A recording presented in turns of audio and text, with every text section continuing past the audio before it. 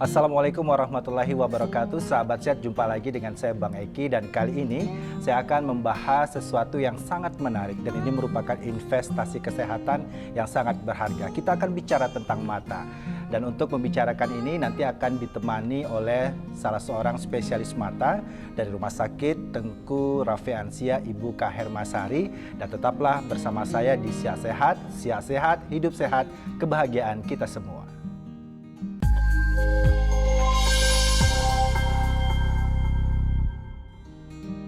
Ya, sahabat sehat dimanapun berada, seperti yang saya sampaikan tadi, di episode kali ini kita akan bicara tentang mata dan kesehatan mata. Untuk itu bersama saya telah hadir Ibu Kak Herma, salah seorang dokter spesialis mata di RSUD Tengku Raffiansyah. Apa kabar Ibu? Alhamdulillah sehat. Ya, ini mata saya merah nggak Bu? Sepertinya nggak, kurang tidur kayaknya. Ya, jadi topik kita hari ini Bu, bicara tentang kesehatan mata, salah satunya adalah konjungtivitis. Biasa disebut mata merah atau pink eyes. Nah, ini sebelum kita bicara lebih lanjut ini Bu, benar nggak sih Bu, fakta atau mitos nih katanya konjungtivitis itu ditularkan? Iya benar. Sebelumnya saya luruskan bahwa konjungtivitis itu adalah suatu infeksi yang banyak disebabkan, bisa jamur, bisa bakteri, bisa virus pada selaput bening daripada bola mata. Nah, ini secara umum sebenarnya bukan mitos ya, ini hal yang dapat disebabkan oleh penularan memang secara langsung, yang apalagi virus itu cepat penularannya. Dan pada saat sekarang ini kunjungan di Rumah Sakit RSUD Tengku Raffiansyah, terutama di Polimata, pada saat ini memang sangat-sangat meningkatnya konjungtivitis ini. Jadi kalau saya pribadi nih Bu, kalau lihat anggota keluarga saya ini matanya mulai merah, saya pasti nggak mau mandang nih. Takut katanya kalau dulu kan biasa nih kebiasaan kita, ini nanti kalau sakit mata nih pasti nular nih. Gitu. Nah ini juga katanya konjungtivitis ini hanya terjadi pada anak atau memang pada semua usia? Ya, ini sebenarnya penularan daripada konjungtivitis ini bukan dari cara melihat ya. Itu biasanya ada kontak langsung daripada penderita. Dan ini bisa terutama pada semua usia, bukan pada usia anak aja. Semua usia bisa terkena pada konjungtivitis ini. Nah, kemudian ini Bu, sebenarnya konjungtivitis itu apa Bu? Itu penyebabnya juga bagaimana? Ya, seperti dari awal tadi sudah saya jelaskan, konjungtivitis ini adalah infeksi pada konjungtiva. Yang dikenal di masyarakat awam ini, konjungtiva adalah selaput bening daripada bola mata ya. Ini bisa ditularkan oleh jamur, virus, bakteri, dan itu banyak penyebabnya, dan sangat-sangat kuat penyebabnya ini, penularannya lebih cepat, itu terutama disebabkan oleh virus. Ya, sangat cepat penularannya. Ya. Nah, itu gejala awalnya seperti apa? Sebenarnya dari gejala awal ya itu bisa kita ketahui daripada dia matanya merah, kemudian adanya perasaan mengganjal atau berpasir pada mata, kemudian bisa berair, dan terutama sekret atau tai mata ya, kotoran matanya ini sangat-sangat banyak ya. Jadi dari sekret atau kotoran mata ini bisa kita lihat itu apa penyebabnya biasanya. Dari masyarakat awam, oh ini dari keluhan awalnya kita udah tahu ini penyebabnya apa, biasanya dari kotorannya atau sekretnya. Apakah semua mata merah itu termasuk konjungtivitis? Enggak ya. Sebenarnya kalau konjungtivitis ini dari awal kan udah pada selaput bening atau pada konjungtiva ya. Mata merah ini banyak sih, ada penyebabnya mata kering, itu bisa merah juga, bisa keratitis atau infeksi daripada kornea, itu bisa juga sebabkan mata merah juga ya. Jadi konjungtivitis ini salah satunya bisa menyebabkan mata merah juga. Gitu. Jadi memang tidak semua mata merah konjungtivitis. Nah, sebelum kita melakukan pemeriksaan secara klinis Bu, misalnya ini mata saya udah mulai merah ini gitu. Yang membuat saya yakin bahwa ini adalah konjungtivitis, ciri-cirinya seperti apa Bu? Ya. Ciri-ciri daripada konjungtivitis ini selain dari mata merah, itu mata berpasir ya, atau mata mengganjal seperti berpasir. Nah itu disebabkan karena apa Ibu? Nah disebabkan bisa aja karena daripada bola mata tadi kita ini, sebenarnya kan bola mata hitam kita ini atau disebut dengan kornea itu umumnya itu bersifat basah ya, bisa karena daripada infeksi ini dia melibatkan produksi daripada air tadi atau aqua atau tear film tadi berkurang pada konjungtivitis. Jadi menyebabkan itu mata menjadi kering dan sensasi benda asing atau mengganjal itu lebih dominan daripada pada konjungtivitis ini ya.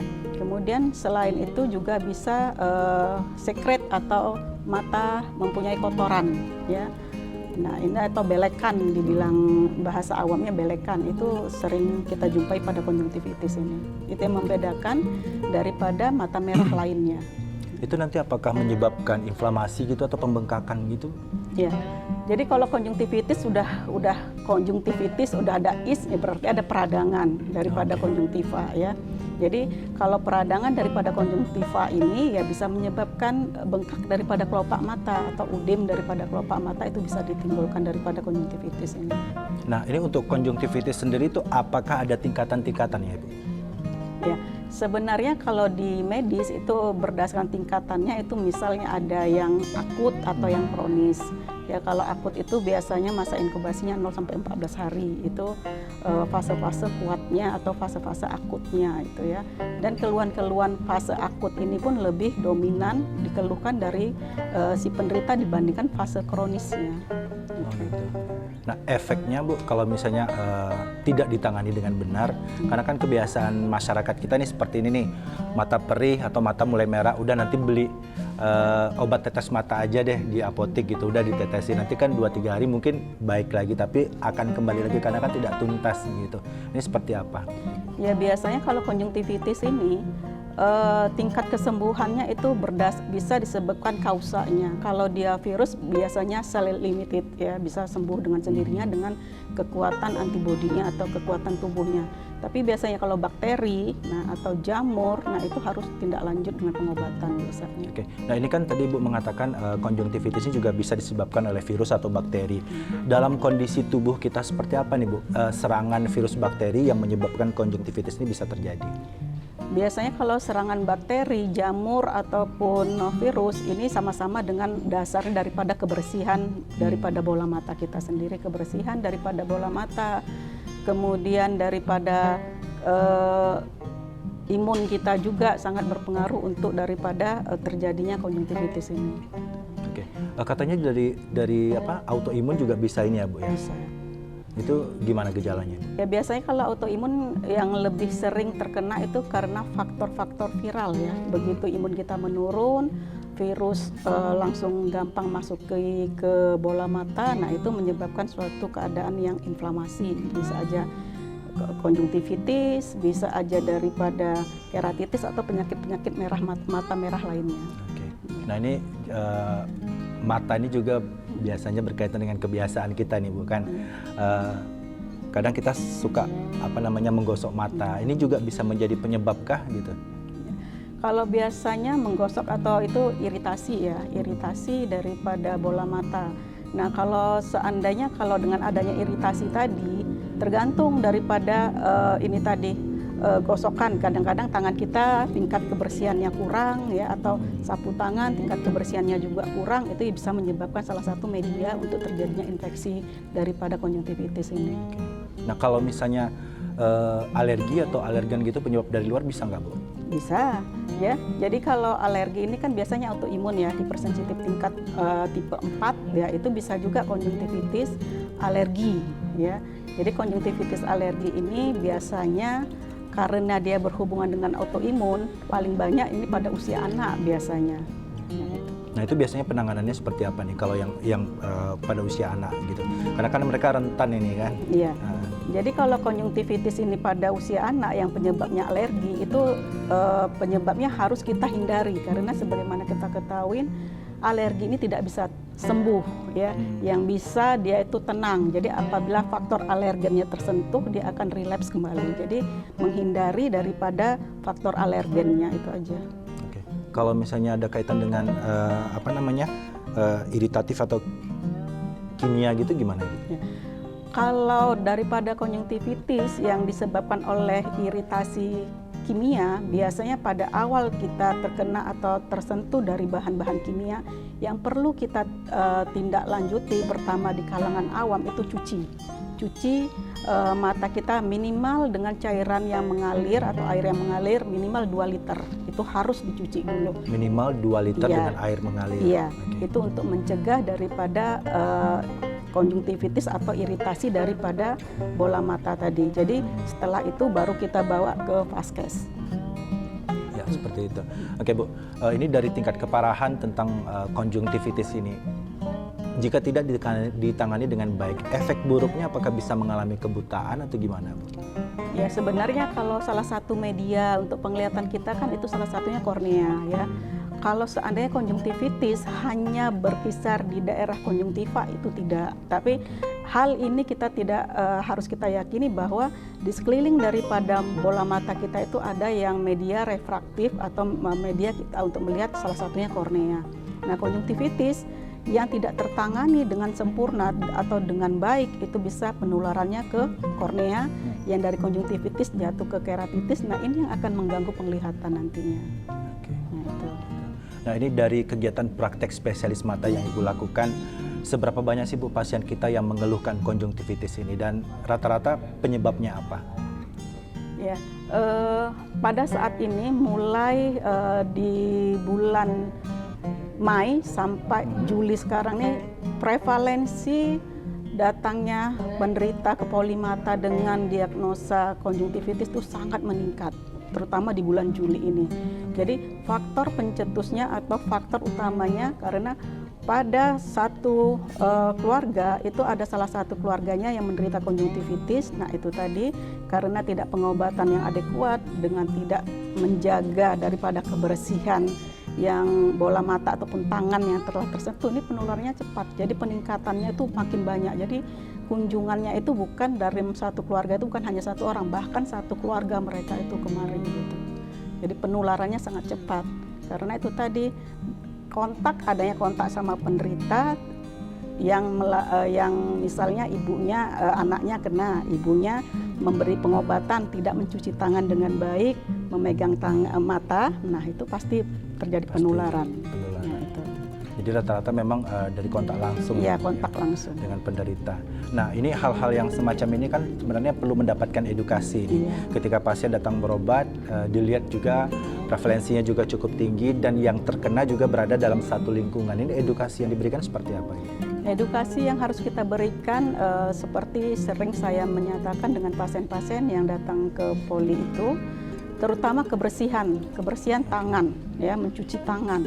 Kemudian hindari barang-barang yang dipakai oleh penderita, terutama yang kontak langsung ke mata seperti bantal, sapu tangan, handuk, itu terpisah dengan keluarga yang sehat.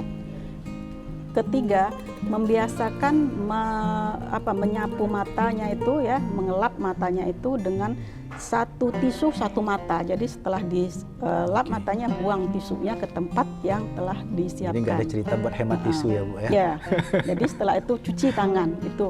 Jadi kalau ini tidak diterapkan, sudah kita pastikan pasti penularan itu terjadi. Lebih tinggi. Oke, baik Ibu, nanti kita akan bicara lagi tentang konjungtivitis. Tetaplah bersama kami di Siak Sehat.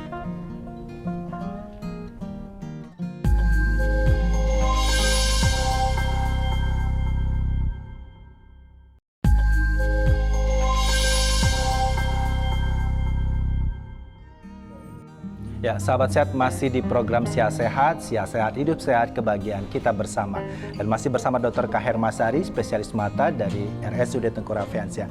Ibu, ini yang namanya penyakit tentu ada masa inkubasi. Nah, jika seseorang ini sudah didiagnosis terkena konjungtivitis, ini masa inkubasinya berapa lama sih? Biasanya masa inkubasi daripada konjungtivitis ini 0 sampai 14 hari. 0 sampai 14 hari. Artinya kalau misalnya nanti diistirahatkan selama 3 hari, ini masih dalam masa aktif. Aktif. Itu bagaimana penanganannya? Biasanya kalau pasien-pasien yang membutuhkan istirahat, kami setelah 3 hari itu kontrol untuk melihat perbaikannya setelah menangani pengobatan, kemudian kita lanjutkan dengan istirahatnya. Jadi tetap masa inkubasinya kita istirahatkan si penderita tadi. Oke. Ini pada titik akhir dari konjungtivitis ini kan ada yang akut, ada yang kronis ini Bu. Nah ini untuk membedakan akut dan kronisnya seperti apa? Biasanya kalau akut itu keluhan-keluhan si penderita itu sangat mencolok ya, misalnya mata merahnya, berair, mengganjal, kemudian sekretnya atau kotoran matanya. Nah itu sangat menonjol. Tapi kalau sudah kronis, sudah kita dalam tahap penyembuhan itu kayak mata merah sudah berkurang, keluhan mata berpasirnya pun sudah berkurang. Jadi keluhan-keluhan yang kita dapatkan di akut tadi nih pada fase kronis itu sudah mulai menghilang. Oke. Nah ini dalam penata laksanaan konjungtivitis ini kan ada yang non farmakologi dan ada farmakologi. Nah ini tindakan-tindakannya apa saja Bu yang dilakukan untuk kedua hal ini? Kalau penanganan secara non farmakologi ya, itu tetap kita membersihkan mata ya, kebersihan matanya itu sangat paling menentukan daripada penyembuhan daripada konjungtivitis ini. Seperti kalau konjungtivitis ini sebagaimana kita tahu kan itu sekretnya itu banyak ya, kotoran matanya banyak, rajin membersihkannya dengan air hangat ya atau dengan cairan yang steril. Kemudian menghindari daripada kontak langsung ke anggota keluarga atau ke lingkungan sekitarnya, itu dihindarin, kemudian menjaga kebersihannya, itu yang non farmakologinya. Tapi kalau yang farmakologinya tetap penanganannya secara medis dan lebih baik dilihat langsung oleh dokter yang bersangkutan, terutama dokter matanya. Oke, berarti kalau untuk yang non farmakologis ini bisa kita lakukan di rumah ya Bu. Nah selain hal-hal tersebut Bu, prinsip-prinsip atau pola-pola hidup sehat seperti apa nih yang bisa kita lakukan? Terutama ini kan mata ini investasi yang sangat berharga. Ya, pola hidup sehat yang berhubungan ya, atau yang berguna untuk kesehatan mata, yaitu tadi daripada nutrisi ya.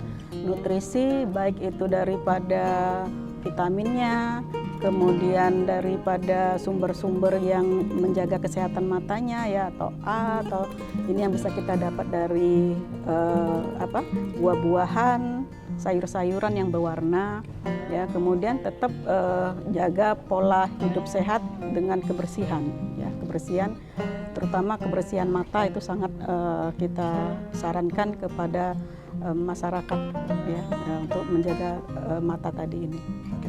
Ini kan selain penanganan yang benar terhadap konjungtivitis, kemudian kita juga tahu nih penyebabnya apa Ibu. Masyarakat kita juga perlu tahu nih seperti apa sih komplikasi dari konjungtivitis ini. Ya. Komplikasi daripada konjungtivitis yang tidak tertangani dengan baik yaitu banyak sumber-sumber atau organ-organ yang sangat riskan yang berada di sekitar daripada konjungtiva atau selaput bening ini tadi. Salah satunya kornea ya, yang mana kornea ini merupakan salah satu media refraksi media untuk kita melihat. Jadi kalau ini terinfeksi yang berasal daripada konjungtivitis ini, sudah jelas penurunan penglihatan kita itu pasti akan terjadi. Nah itu. Berarti sebenarnya berbahaya sekali ya jika tidak ditangani dengan baik. Nah kemudian nih Bu, ini kan dari data yang kita dapat tadi seperti yang Bu katakan dari Mei sampai dengan Juli prevalensinya cukup tinggi. Kemudian edukasi kepada pasien juga sudah diberikan. Nah ini untuk pemirsa kita ini Bu, ini kan kita pun tidak mau mengatakan kalau ini pun ada masa-masanya nih. Mungkin bulan sekian ini akan banyak penyakit ini, tidak gitu. Tapi ini perlu edukasi bersama, pemahaman bersama bahwa konjungtivitis ini penyebabnya sangat banyak. Ini bagaimana Ibu menanggapinya? Ya, edukasi untuk masyarakat terutama itu jaga kebersihan mata ya, hindari memegang atau mengucek-ngucek mata yang dengan menggunakan apapun itu yang kita tidak tahu tingkat kebersihannya. Ya itu. Kemudian yang kedua, jaga pola makan sehat seperti sayur, buah dan lauk itu lengkap ya. Yang mana ini semua akan menjaga nutrisi daripada mata itu sendiri. Berarti jika tubuh kita sehat, penyakit juga akan datang. Nah ini Bu, terakhir dari bincang-bincang kita pada program Sehat-Sehat kali ini kesimpulan apa yang ingin Ibu sampaikan tentang konjungtivitis itu sendiri? Ya, kesimpulan daripada konjungtivitis ini adalah dengan seseorang yang menderita konjungtivitis ya, itu tidak perlu ditakuti ya, tapi perlu waspada ya. Dengan pengobatan yang benar ini bisa sembuh ya, dan tidak akan mengganggu penglihatan. Tetapi kalau ini tidak ditangani dengan baik, ini akan menyebabkan juga organ-organ sekitar mata itu akan terlibat sehingga akan menyebabkan penurunan penglihatan. Yang kedua, jaga kebersihan daripada bola mata sehingga terhindar dari infeksi-infeksi yang menyebabkan kerusakan daripada bola mata tersebut. Dan yang ketiga, nutrisi sangat membantu untuk menjaga kesehatan bola mata kita.